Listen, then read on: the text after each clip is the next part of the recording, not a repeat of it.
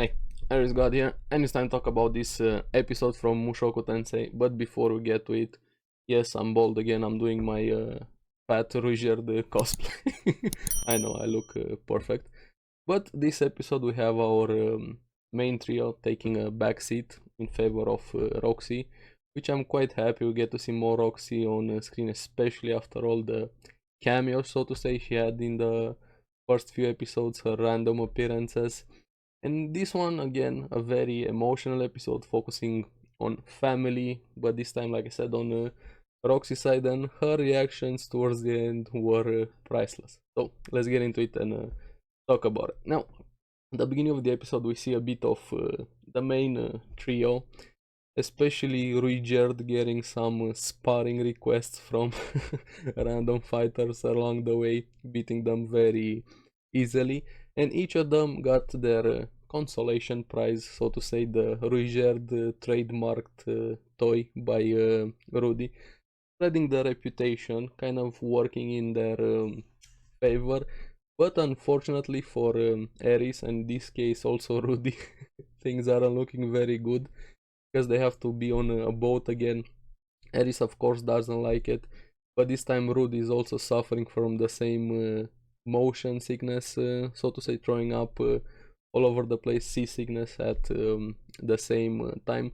And Rougerd just chilling, reading over there, no issues, being very happy compared to the two of them. Also, some snippets of information. Oh, and I forgot to mention the first one that challenged Rougerd mentioned this god Kalman. Could he be one of those seven powers? We'll have to see. In the next place they're gonna have to go, apparently there's this major rice producer, and of course Rudy has some cravings, to say the least.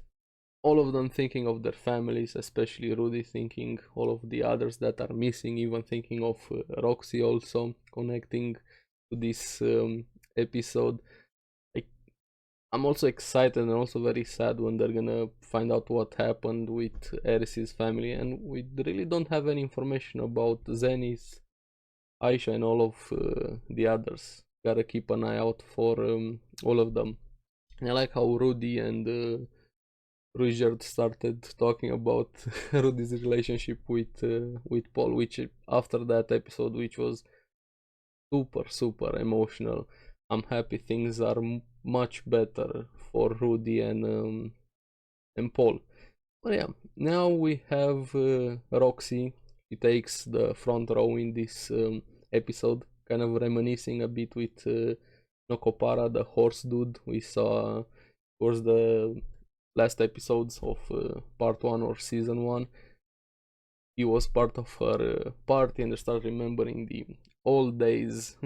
Him calling her a bit more mature, not being so eager, so to say, to be recognized. She admits it slowly. So many good faces and reactions from Roxy this episode. But slowly we see her breaking down a bit, started the weight she had, the guilt, especially with her family she had on her shoulders, the expectations others have had of her. Also her, I think she has a bit of inferiority complex with Rudy, even more after this episode. Even others were expecting of her to have the incantationless magic. Now, Nokopara also mentions that he changed, especially after what happened to him with Dead End. And Roxy still has that ingrained fear of her from Super. She almost has a panic attack when she hears the name Dead End. But slowly, Nokopara, I liked that he was the one that pushed her to finally recognize she has to go back, visit her family again. Everybody is missing, her family is what matters. Insert your Vin Diesel meme over here, always family. But yeah, Nokopara played a very important role for Roxy. And yeah, even him telling her that he has a family on of his own now, on his own. I'm losing my train of thought, sorry. But the main thing that he told her, that parents will do anything for their kids.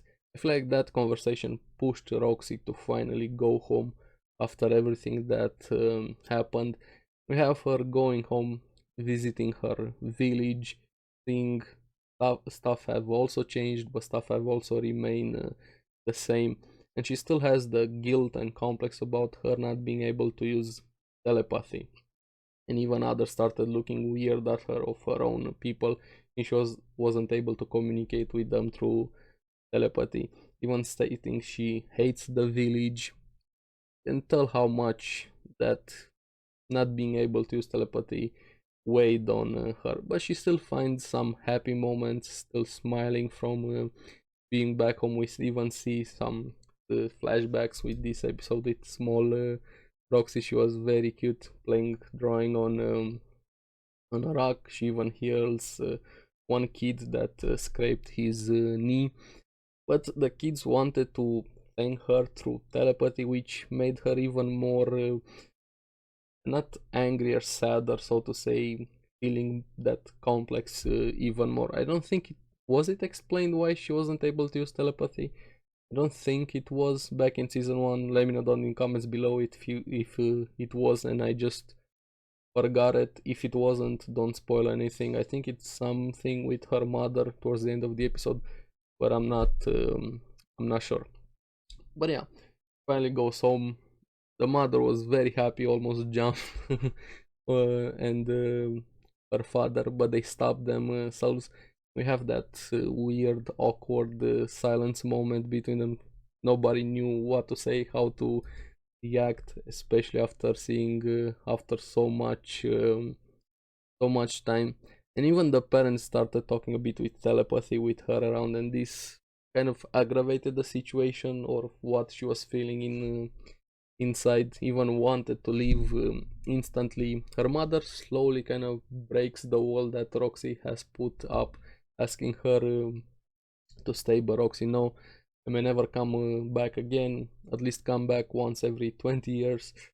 Maybe I will once every 50 years. And this is where they start breaking down, and you can feel the emotion between them, the walls crumbling down. Both of them started crying, especially the mother. She was the one that broke Roxy's wall. And even when Roxy saw her old doll, remembering when she was a kid, how much her parents cared for her when her mother was teaching her various things, how to read various objects and stuff like that. She was enjoying her time. But also we see a bit more of the sad moments in the flashback. She wanted to play with the kids, but she wasn't able to use telepathy again. This is where it all started for her. She started blaming herself, not being able to understand why the others weren't talking to her, especially also why she wasn't able to communicate with them. And that was the reason why she ran away from home, because she thought everybody else would be happier without her. That's not something a kid should ever have to bear, that responsibility, never ever. But yeah, so many misunderstandings, emotions going through all of them, her parents, herself, and she finally starts breaking down, shedding a tear, and starts crying, finally letting herself feel what she has been feeling, the how much she has missed her home and her parents. And they hug her out, sorry for leaving all of them, even the father. Slowly he still has that father pride, so to say, but they finally have that moment that they needed together.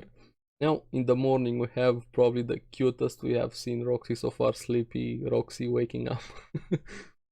She's very cute in this episode, feeling a bit flustered after everything that happened. And this is where my favorite moment kind of comes into play. Tells her parents that she has to leave again, look for her apprentice. But this is where it kicks in for her father, telling her, hey, yeah, some time ago Rudy visit. He said he was your apprentice. And Roxy's reaction from this point onwards just priceless. But still has that fear ingrained into her of superb, when she hears that Rigerd is a superb, the reaction she had. She was petrified over there and she actually faints. I can't wait to see her face to face with Rigerd. That's gonna be so good when she finally reunites with Rudy and she comes face to face with Rigerd. I can't wait to see that moment. But yeah, if she finally says her goodbyes, her mom being a mom, telling her to bring Rudy around, so to say. Her father being against it, of course. But yeah, I'm happy for Roxy finally having her family reunion, making up with her parents. Hopefully, slowly she's gonna be able to get past her trauma, especially with the telepathy, everything that happened, and visit her parents more.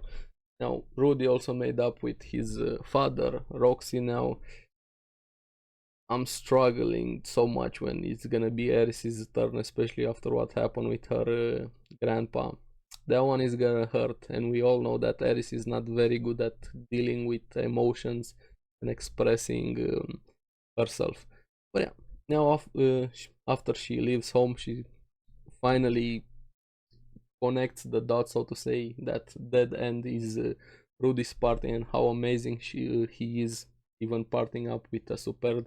That complex of inferiority she has with from Rudy, even more. But again, a very fun moment. She goes back to her party with Elena Liz, and you know what do you think Elena Liz was doing again, having her own orgy, so to say, the least. She ices them instantly. Her the reaction she had, she didn't react in anger, so kind of that get used to it reaction. This happens, but I'm still not okay with it. And she hisses them out. Lina is telling her, hey, you have to get used to it. And still having her kings, so to say. But she decides not to go straight for Rudy.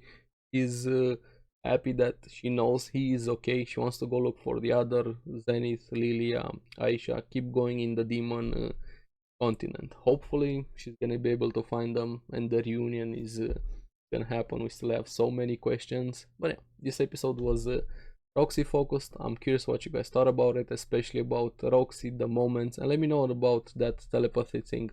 Did we know it in season 1? I'm just forgetting it. If it's a spoiler, don't tell me. So let me know down in the comments below what you guys thought about the episode. As always, thank you very much for watching.